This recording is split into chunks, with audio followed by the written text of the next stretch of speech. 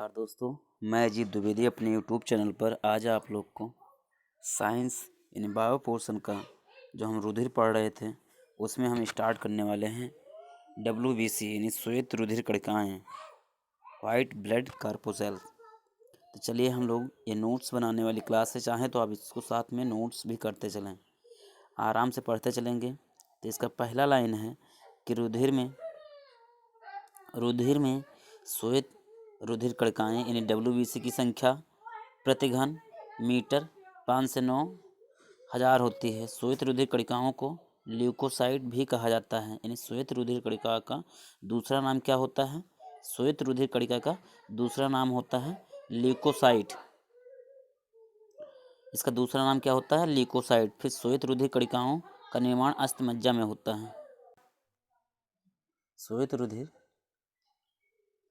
रुधिर कणिकाओं का निर्माण अस्थिमज्जा में होता है। ये मोस्ट इम्पॉर्टेंट लाइन है। ये सारी के सारी वन लाइनर्स हैं। ये सारे के सारे मोस्ट इम्पॉर्टेंट, आप इसको नोट्स करते चलिए। पेपर में ज़्यादा पूछे जाते हैं कि श्वेत रुधिर कणिकाओं को ल्यूकोसाइट भी कहा जाता है। यानी ल्यूकोसाइट किसे कहा जाता है, ऐसे क्वेश्चन आएगा। आपको WBC पर सही का निशान लगाना है। फिर श्वेत रुधिर कणिकाओं का निर्माण कहाँ होता है? अस्थिमज्जा में होता है। इसके बाद में श्वेत रुधिर कणिकाएँ शरीर में प्रतिरक्षा में महत्वपूर्ण कार्य करते हैं। यानी श्वेत रुधिर कणिकाओं का अगर कार्य देखा जाए तो श्वेत रुधिर कणिकाएँ जो होती हैं ये प्रतिरक्षा का काम करती हैं। किसका काम करती हैं? श्वेत रुधिर कणिकाएँ प्रतिरक्षा का काम करती हैं। यानी शरीर के रोगों से लड़ने की क्षमता प्रदान करती हैं श्वेत रुधिर कणिकाएँ। श्वेत रुधिर कणिकाएँ की औसत आयु अगर देखा जाए तो ये 2 से 6 दिन होता है। श्वेत रुधिर कणिकाएँ केंद्रक युक्त होती हैं और जो रेड ब्लड कॉर्पूसेल होता है वो केंद्रक युक्त नहीं होता है। इसके बाद में श्वेत रुधिर कणिकाओं को शरीर का सिपाही भी कहा जाता है। ये इम्पॉर्टेंट लाइन है, आप इसको आराम से नोट डाउन कर सकते हैं। पेपर में इसको आने के चांसेस ज़्यादा हैं कि श्वेत रुधिर कणिकाओं को रुधिर का सिपाही भी कहा जाता है। श्वेत रुधिर कणिकाएँ 5 प्रकार की होती हैं। ये इतना इम्पॉर्टेंट नहीं है। श्वेत रुधिर कणिकाओं में लिम्फोसाइट कणिकाएँ पाई जाती हैं। यानी श्वेत रुधिर कणिकाओं में क्या पाया जाता है? लिम्फोसाइट। और इनको कहा क्या जाता है? ल्यूकोसाइट। इसमें पाया क्या जाता है? लिम्फोसाइट। इसके बाद में अगर देखा जाए तो और कुछ इसके इम्पॉर्टेंट पॉइंट हैं, उसको आप नोट डाउन कर लीजिए। यदि रुधिर प्लाज्मा से फाइब्रिनोजन प्रोटीन निकाल दे, यानी रुधिर, मैं आपको दिखा दूं एक मिनट। रुधिर जो होता है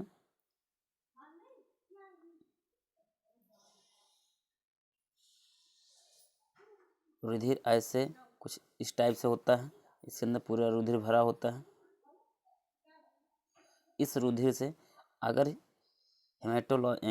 रुधिर से फाइब्रिनोजन प्रोटीन जो पाया जाता है उसको अगर निकाल दिया जाए तो इसमें सिर्फ जो बचता है उसको सीरम बोला जाता है। यानी हीमोग्लोबिन जो होता है, हीमोग्लोबिन का अगर ब्रेक किया जाए तो ये क्या होता है? हीमोग्लोबिन यानी हीमो प्लस ग्लोबिन। तो ये हेमस से बना होता है। हेमस का मतलब होता है आयरन और ग्लोबिन का मतलब होता है प्रोटीन, जो फाइब्रिनोजन प्रोटीन होता है। तो अगर इसमें से प्रोटीन को निकाल दिया जाए तो ये किस रंग, मतलब कैसे हो जाता है? सीरम की तरह हो जाता है।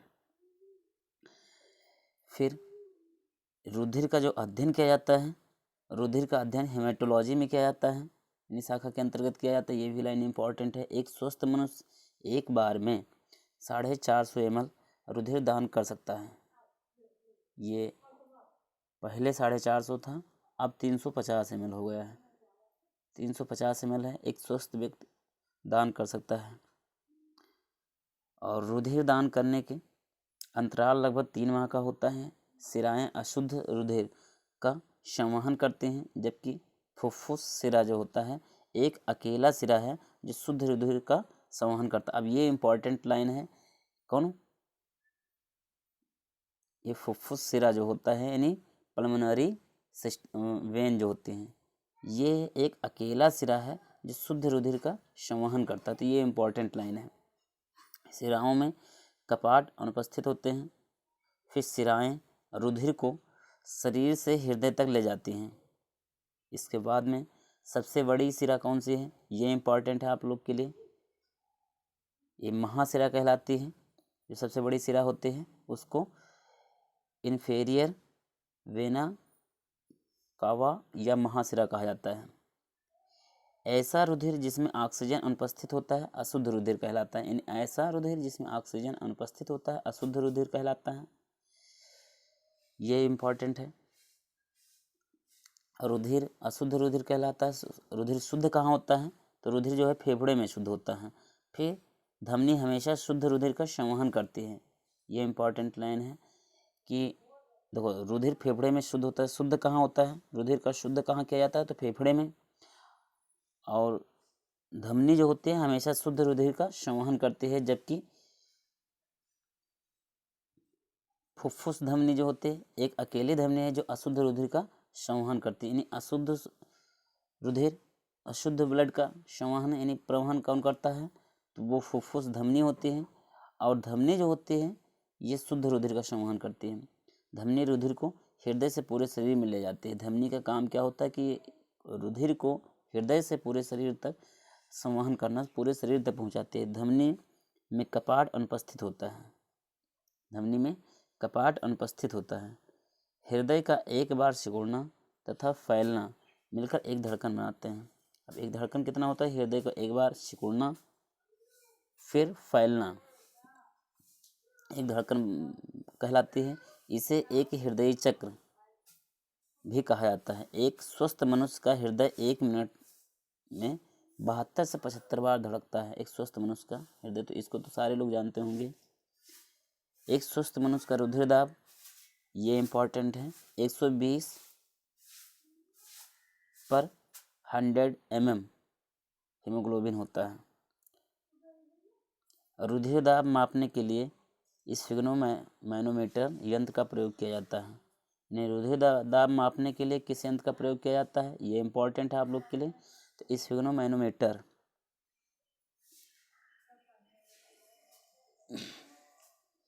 फिर इसके बाद में अगर देखा जाए तो आप स्तनधारियों में सर्वाधिक हृदय की धड़कन चूहिया की होती है, जो 150 से 200 बार प्रति मिनट में धड़कते हैं। तो ये इम्पॉर्टेंट लाइन थी आपके लिए। फिर इसके बाद में ये 1 लाइनर में आपकी मोस्ट इम्पॉर्टेंट लाइन है।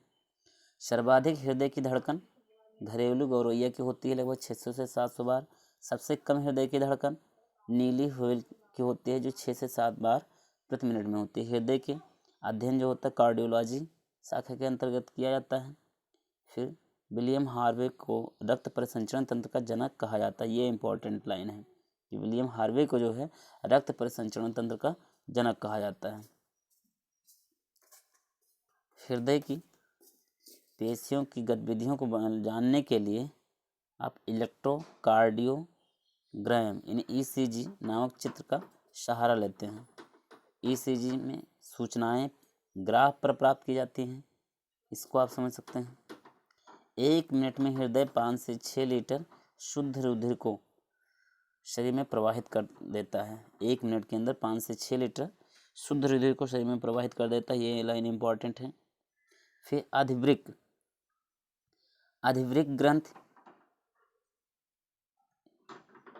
के मेडुला भाग से निकलने वाले हार्मोन्स को हृदयी हार्मोन्स कहा जाता है। रुधिर प्लाज्मा के प्रोथ्राम्बिन तथा फाइब्रिनोजेन का निर्माण यकृत में विटामिन के की सहायता से होता है, इसलिए विटामिन के रक्त का थक्का बनाने में सहायक होता है। ये इम्पॉर्टेंट है। देखिए रुधिर प्लाज्मा के प्रोथ्राम्बिन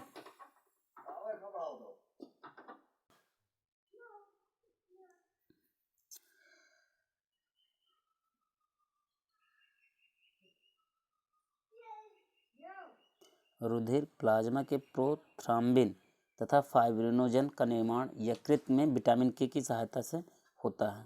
यानी विटामिन के की सहायता से क्या होता है? प्लाज्मा में प्रोथ्राम्बिन तथा फाइब्रिनोजन का निर्माण होता है, और यही प्रोथ्राम्बिन तथा फाइब्रिनोजन ही जो है ये थक्का बनाने में मदद करता है। इसलिए विटामिन के रक्त का थक्का बनाने में सहायक होता है।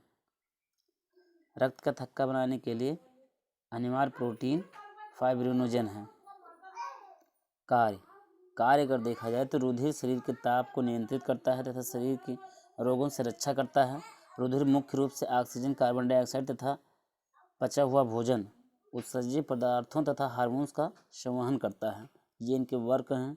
फिर शरीर के वातावरण को अस्थायी बनाए रखता है। ये घावों को भरने में भी सहायता करता है। अब हम लोग एक नेक्स्ट वीडियो में देखेंगे रुधिर वर्ग क्या होता है। तब तक के लिए धन्यवाद। अपने दोस्तों सहपाठियों को इस वीडियो को शेयर करते रहिए ज़्यादा से ज़्यादा लोगों तक। और सारे लोग अगर सुपर टेट जूनियर की तैयारी कर रहे हों तो उनके लिए मोस्ट इम्पॉर्टेंट नोट्स हैं। आप अच्छे से इस नोट्स को कंप्लीट कर लीजिए और लर्न कर लीजिए। तब तक के लिए धन्यवाद। मिलते हैं नेक्स्ट वीडियो में।